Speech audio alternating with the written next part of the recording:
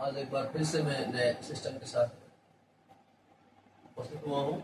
सबसे पहले आपको कल के लेक्चर में मैंने एग्जैक्ट फॉर्म के बारे में डिस्कशन करेंगे, लेकिन आज देखिएगा कोई भी इक्वेशन यदि वो लीनियर नहीं है, लेबनिज फॉर्म में नहीं दिया है, तो कैसे उसे लेबनिज फॉर्म में कन्वर्ट करेंगे। उसके लिए बर्नौली ने अपना खुद का इक्वेशन दिया, वो इक्वेशन आपके सामने है, dy upon dx plus py equal to q by की पावर n। अगर इस प्रकार का फॉर्म दिया है इसे बर्नौली फॉर्म कहते हैं। तो इसको सॉल्व करने का तरीका क्या है, सबसे पहले आप राइट हैंड साइड में y की पावर n जो भी दिया हो उसे आप दोनों साइड में डिवाइड कर दीजिए। Dividing both side we get 1 upon y की power n dy upon dx plus p y की power 1 minus n equal to q। Okay, then after आप देखिए इसको कर लेंगे अपन लोग, तो y की power n minus n dy upon dx plus p y की power minus n equal to q। अब यहाँ पे हमको सब्स्टिट्यूशन यूज करेंगे, सब्स्टिट्यूशन यूज किया मेरे द्वारा यूज किया गया है। y की power 1 minus n equal to मान लिया v, इसको डिफरेंशिएट किया तो respect to y minus 1 minus n minus 1 की power n dy upon dx equal dv upon dx। देखिए y की पावर क्या लिखा, minus n dy upon dx equal to 1 upon 1 minus n dv upon dx। ये जो value है इसको इस सिस्टम में आप रख दीजिए तो रिजल्ट आपको मिल के आएगा सामने। यहाँ पर देखिएगा मैं यूज करके लिख रहा हूँ, धीरे धीरे करके सीखेंगे तो कोई चीज आसानी से बनेगी। इसको लिख सकते हैं 1 अपॉन 1 माइनस n, यहाँ पर लिख सकते हैं आप dv upon dx। dv upon dx किया तो देखिएगा प्लस p आप दीजिए एज इट इज।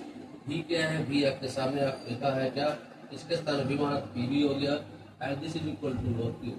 यहाँ से आप देखिएगा v dv upon dx equal to, इसे हम मल्टीप्लाई करने का प्रयास करेंगे तो यह जाएगा p इंटू 1 माइनस n, यहाँ पे लिख सकते हैं v और राइट हैंड साइड लिख सकते हैं q इंटू 1 माइनस n। अब ये सिस्टम पूरा जो बन गया वो लीनियर इन v हो गया। अब लीनियर इन v हो गया तो v के लिए आप जैसा वर्किंग रूल था वैसा आप सॉल्व कर लीजिए। इंटीग्रेटिंग फैक्टर निकालेंगे, इंटीग्रेटिंग फैक्टर निकालने के बाद आपको v इंटू ब्रेक ओपन निकालते हैं तो v इंटू करेंगे IF कहाँ से आएगा, यहाँ से आएगा, done done then integration of q into IF dx निकाल लीजिए। लास्ट में आपको v की वैल्यू वो पुट करना है जो आपने यहाँ पे सब्स्टिट्यूट की। दोस्तों सबसे इम्पोर्टेंट चीज़ ये है कि हमने तो फॉर्मूला ड्राइव कर दिया, फॉर्मूला भी समझ में आ गया। इसका अपन एक थोड़ा सा क्वेश्चन करके देखें और क्वेश्चन कैसे सेट कर रहा हूँ उसको देखने का प्रयास करेंगे। मोस्टली आपको सब कुछ समझ में आएगा।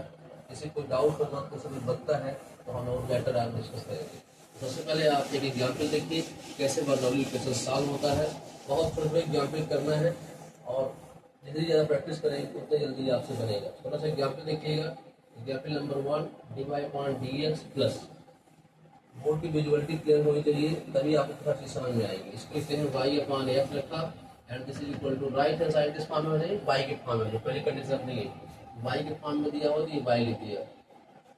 देखिएगा जो इक्वेशन मेरे द्वारा दिया गया है इसमें y की पावर 3 है तो y की पावर 3 से दोनों साइड आप डिवाइड कर दीजिए।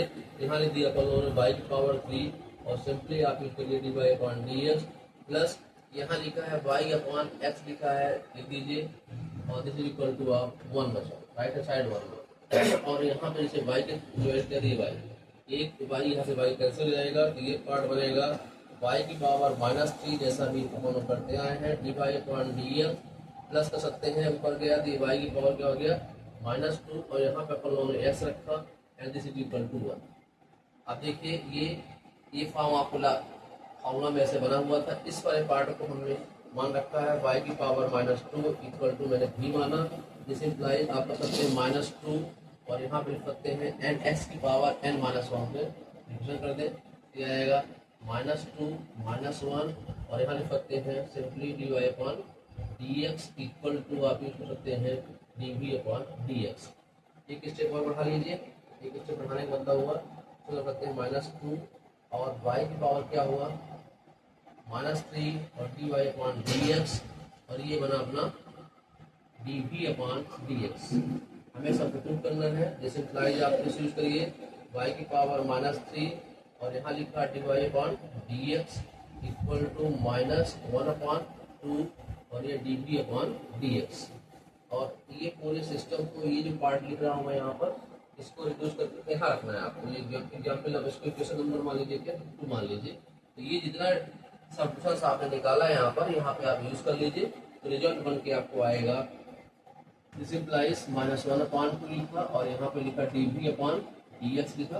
देन आफ्टर y की पावर -2 इक्वल टू क्या मान ला अपन सपोज किया था, v, जिसको कहते हैं आप v, ये प्लस हुआ आपका v/x लिखा और राइट हैंड साइड आपका सिंपली 1 दिया हुआ। इसको फिर करें, यहाँ से -1/2 कॉमन लेके या मल्टीप्लाई करके जो और इसका तरीका है उस तरीके से आप कर सकते हैं। dV/dx कर सकते हैं यहाँ पर। अगर आप वापस आइए माइनस साइन कॉमन लेंगे, ये रहेगा आपका -2/2v/x इक्वल टू -1। अब आप इसको देखिए, क्वेश्चन नंबर 3 देखिएगा, ये लीनियरिंग क्या हुआ, -2 है तो -2 कर दिए, लीनियरिंग क्या हो गया क्वेश्चन नंबर 3।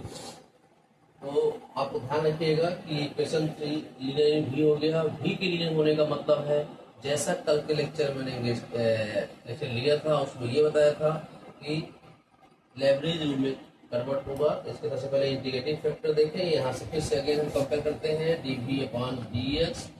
नेक्स्ट फॉर्मूला बनाने का प्रयास करें, PV इक्वल टू Q से देखें।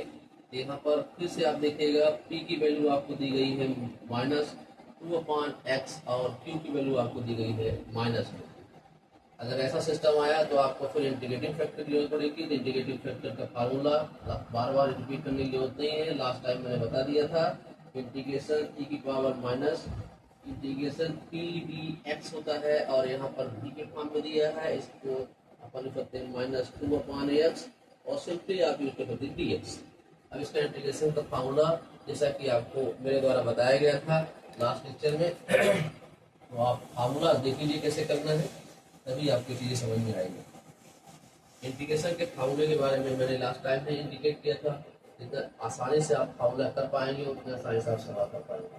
तो इंटीग्रेटिंग फैक्टर निकालने का फार्मूला आप देखते रहिएगा। e की पावर यहाँ -2 किया और ये log बेस x हुआ, दिस इम्प्लाइज आप कर सकते हैं e की power log base 1/x²। Therefore integrating factor आपके सामने बना 1/x²। अब प्रोसेस वही है जो इंटीग्रेटिंग फैक्टर आप निकाल रखे हैं, इसका सिंपली आप मल्टीप्लाई करेंगे और तो कंप्लीट सोल्यूशन आपको मिल जाएगा। अब सोल्यूशन के लिए आपको करना पड़ेगा, फॉर सोल्यूशन आपको यूज करना पड़ेगा v, यहाँ v लीनियर है इसलिए v इंटू करना पड़ेगा इंटीग्रेटिंग फैक्टर। यहाँ पे लिखिए q लिख लीजिए, इंटीग्रेटिंग फैक्टर यहाँ इंटीग्रेटिंग फैक्टर है और यहाँ dx प्लस इनी कांस्टेंट c। देखिएगा v की वैल्यू आपको जो भी आपने मान रखा था उसको लास्ट में यूज कर लेंगे। अभी रह लीजिए v और इंटीग्रेटिंग फैक्टर आपका 1/, क्या है x² है, कोई दिक्कत नहीं है। और q के स्थान पे क्या दिया है -2 दिया हुआ है और इंटीग्रेटिंग फैक्टर क्या है 1/x² है इंटू dx की दिया, तो ये प्लस c कर लिया। यहाँ पे वापस आइए, -2 को बाहर निकाला, ये बचा x² की पावर क्या लिखा -2, यहाँ पे लिखा dx plus any constant c vx²। v की वैल्यू आपने मान रखी थी, बहुत थोड़ा क्वेश्चन लिया था मैंने पहले से, v इक्वल टू जो वैल्यू आपने मान रखी थी उसको यहाँ पर यूज करना होगा। डन। v इक्वल टू आपने क्या मान रखा था y की पावर -2, y की पावर -2 आपने मान रखी थी, तो यहाँ y की पावर -2 कर दीजिए और इंटू कर लीजिए 1/x²। इसका इंटीग्रेशन देखिए क्या होता है, -1/x होगा, माइनस होगा प्लस, इसको लिख सकते हैं 1/x और यहाँ पे लिख सकते हैं आप इनी कांस्टेंट c। देखिएगा y की वैल्यू निकालना है तो कुछ मित्र हमारे, कुछ स्टूडेंट हमारे x² y² equal to 1/x plus c यहाँ तक भी सॉल्व करते हैं। और कुछ स्टूडेंट क्या करते हैं कि 1/x² को हम मल्टीप्लाई करिए राइट हैंड साइड में और सिंप्लीफाई कर लेंगे। तो ये यहाँ तक मैंने देखा कि कैसे बर्नौली को लेबनिज फॉर्म में कन्वर्ट किया जाए। तो इस तरीके से एग्जाम्पल आपके सामने आते जाते रहेंगे और आपको प्लीज ध्यान रखें फार्मूला डिफरेंशियल इंटीग्रल का याद होना चाहिए, तभी आपको समझ में आएगा। नेक्स्ट एग्जाम्पल फिर से मैं फोकस करूंगा। अभी तक के लिए इतना ही, थैंक यू।